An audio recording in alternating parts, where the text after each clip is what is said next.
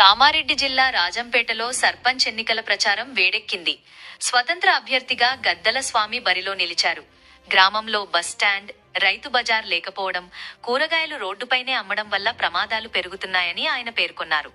తాను గెలిస్తే బస్టాండ్, రైతు బజార్, యువతకు కోచింగ్ సెంటర్లు ఏర్పాటు చేస్తానని హామీ ఇచ్చారు. మరోవైపు వార్డు సభ్యురాలిగా పోటీ చేస్తున్న లత, గత సర్పంచ్ కాలంలో ఎలాంటి అభివృద్ధి జరగలేదని, రాజంపేటలో కనీస సౌకర్యాలు లేవని ఆవేదన వ్యక్తం చేశారు. ఎన్నికల ప్రచారంలో భాగంగా ప్రతి ఇంటికి వెళ్లి ప్రచారం చేస్తున్నారు. రాజంపేట గ్రామంలో ఎలాంటి మార్పును ప్రజలు కోరుకుంటున్నారు? ఈ ఎన్నికల్లో ఎవరు గెలుస్తారని మీరు భావిస్తున్నారు? ఏమేం కావాలో నేను అవన్నీ అరేంజ్ చేస్తాను. పోటీ పరీక్షలకు సిద్ధమయ్యేటప్పుడు వాళ్ళకి ఎలాంటి ట్రైనింగ్ కావాలి, ఎలాంటి కోచింగ్ సెంటర్లు కావాలి, అవన్నీ ఏర్పాటు చేస్తాను. ఇంకొకటి ఏంటంటే మన దగ్గర నిరుద్యోగ సమస్య ఉంది రాజంపేటలో. నేను మేనిఫెస్టో కూడా పెట్టిన. నేను గెలిచిన తర్వాత సంవత్సరానికి 100 మందికి ఉపాధి కల్పన కల్పిస్తానని మేనిఫెస్టో కూడా పెట్టిన.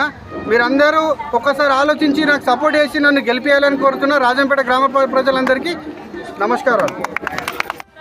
దయచేసి ఓటు వేయాలి. వేసంటి మనిషి అని ఎన్నుకొని చూసుకొని ఆలోచించి ఓటు వేయాలి. ఎవరితోనైతే పని అవుతుంది, ఎట్లయితే పని అవుతుంది అని చూసుకొని వేయాలి. ఎందుకంటే ఉన్నోళ్ళే చేస్తారు, లేని వాళ్ళు ఎట్లా వేయాలి? అందరు కూడా తెలియాలి కదా.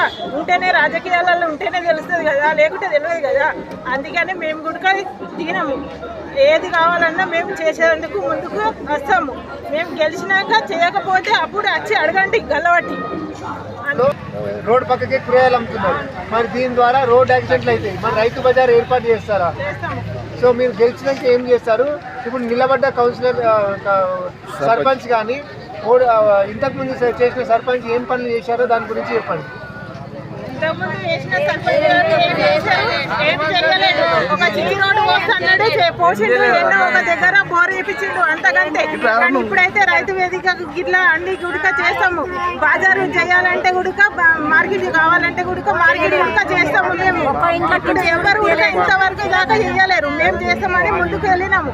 మేము చేస్తాము. అప్పుడు ఈ పిల్లల గుడిక, ఈ స్కూల్ గుడిక మంచిగా లేవు. ఈ స్కూల్ గుడిక కట్టించేందుకు ఉంటుంది. మాకు మురికి నీళ్ళు గుడిక పోవడానికి లేదు, పోవడానికి చేస్తాము. అందుకే ముందుకు వెళ్ళాము. గ్రామ ప్రజలతో చేస్తామని మేము ముందుకు వెళ్ళాము. ఓకే.